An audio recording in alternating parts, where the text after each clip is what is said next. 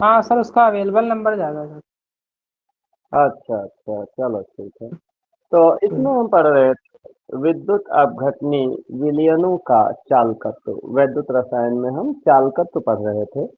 तो चालकत्व होता क्या है कि किसी भी विलयन में जो विद्युत धारा प्रवाहित होती है, ठीक है, तो वही विद्युत धारा प्रवाहित होने को ही क्या कहते हैं, विलयन का चालकत्व कहा जाता है।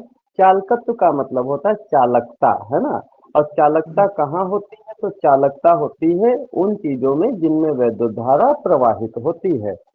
तो वैद्युत धारा प्रवाहित होने के दो कारण होते हैं। या तो जैसे जो धातुएं होती हैं, धातुओं में जैसे लोहा हो गया, सोना हो गया, चांदी हो गया, तांबा हो गया, तो एल्युमिनियम हो गया, ये जो धातुएं होती हैं, इन धातुओं में मुक्त इलेक्ट्रॉन पाए जाते हैं। और इन्हीं मुक्त इलेक्ट्रॉन के कारण ही, या इन मुक्त इलेक्ट्रॉनों की गति के कारण ही इनमें विद्युत धारा प्रवाहित होती है, और हम कहते हैं कि ये विद्युत धारा के चालक होते हैं। दूसरी तरफ जिनमें मुक्त इलेक्ट्रॉन नहीं पाए जाते हैं, तो उनमें वैद्युत धारा प्रवाहित नहीं होती है, और हम कहते हैं कि ये विद्युत के अचालक हैं या कुचालक हैं। दूसरी तरफ ये तो हो गए सॉलिड, क्योंकि धातुएं आपकी सिर्फ एक धातु ऐसी है जो पारा है, पारा मरकरी जिसको कहते हैं, ये सिर्फ लिक्विड अवस्था में पाई जाती है। बाकी सभी धातुएं आपकी ठोस अवस्था में पाई जाती हैं। तो ठोस, अगर कोई पदार्थ ठोस अवस्था में है और वो धातु है, तो हम कह देंगे कि उसमें मुक्त इलेक्ट्रॉन होते हैं, जिसके कारण वो विद्युत धारा का सुचालक होता है या चालक होता है। लेकिन दूसरी तरफ अगर हमारे पास कोई विलयन है, अगर हमारे पास कोई विलयन है, तो उस विलयन में पाए जाते हैं मुक्त आयन, ठीक है। तो इन मुक्त आयन के कारण उसमें विद्युत धारा प्रवाहित होती है, और वो क्या होते हैं? विद्युत धारा के चालक होते हैं। तो किसके कारण होते हैं? तो मुक्त आयन के कारण होते हैं। आयन क्या होते हैं? तो आप जानते हैं, जिसके ऊपर प्लस आवेश हो या माइनस का आवेश हो। प्लस का आवेश होता है तो उसको हम धनावेश कहते हैं, ठीक है, या धनायन कहते हैं। दूसरी तरफ जिसके ऊपर माइनस का चार्ज होता है उसको हम ऋणावेश कहते हैं या ऋणायन कहते हैं। तो इन्हीं धनायन और ऋणायनों के कारण ही विलयन में विद्युत धारा प्रवाहित होती है, और ये विद्युत धारा के चालक होते हैं। तो जिनमें मुक्त आयन नहीं पाए जाएंगे वे विद्युत धारा के कुचालक होंगे, मतलब चालक नहीं होंगे। तो अब देखो कहता क्या है कि वैद्युत अपघटनी विलयनों का चालकत्व। वैद्युत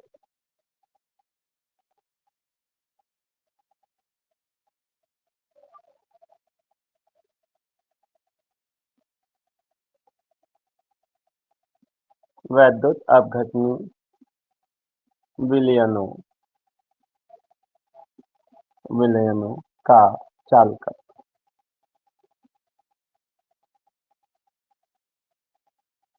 चालकत्व, तो ये जो चालकत्व होता है, और किसका चालकत्व? तो वैद्युत अपघटनी विलयन। हमने आपको बताया है कि शेल दो प्रकार के होते हैं। एक आपके वैद्युत अपघटनी शेल होते हैं, और दूसरे आपके वोल्टीय शेल होते हैं। तो ये जो वैद्युत अपघटनी शेल होते हैं, इनमें हम वैद्युत धारा देते हैं, वैद्युत धारा प्रवाहित करते हैं।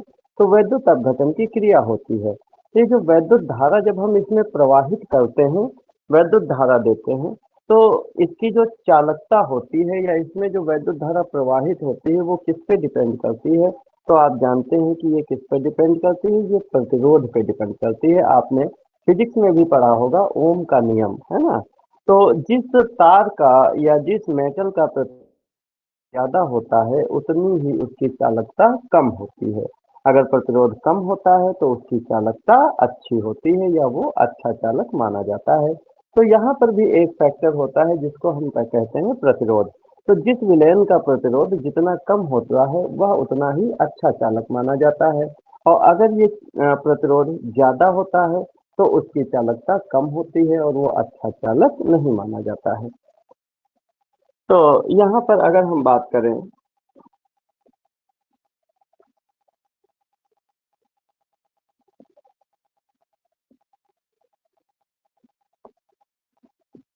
तो हम लिखेंगे कि किसी विद्युत अपघट्य, किसी किसी विद्युत अपघट्य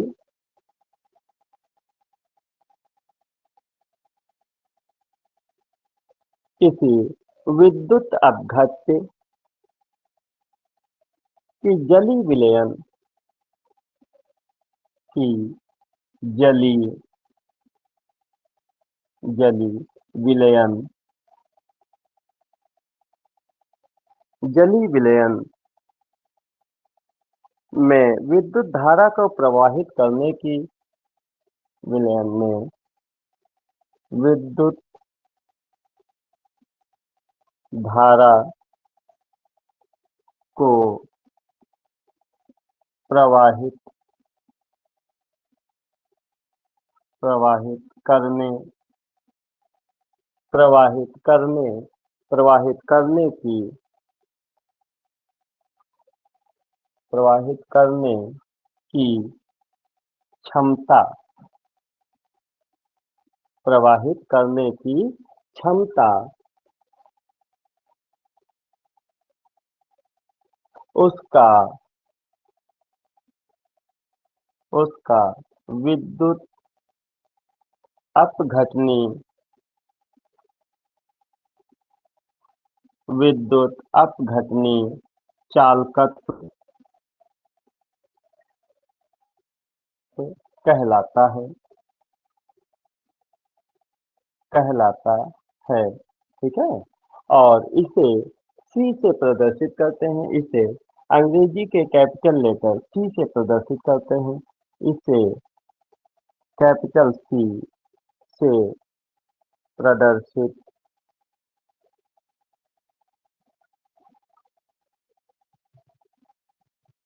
करते हैं। इसे कैपिटल सी से प्रदर्शित करते हैं। यहाँ पर एक टर्म आया है, वह विद्युत अपघट्य या वैद्युत अपघट्य। क्या होता है? अपघट्य, है ना। तो इसके बारे में थोड़ी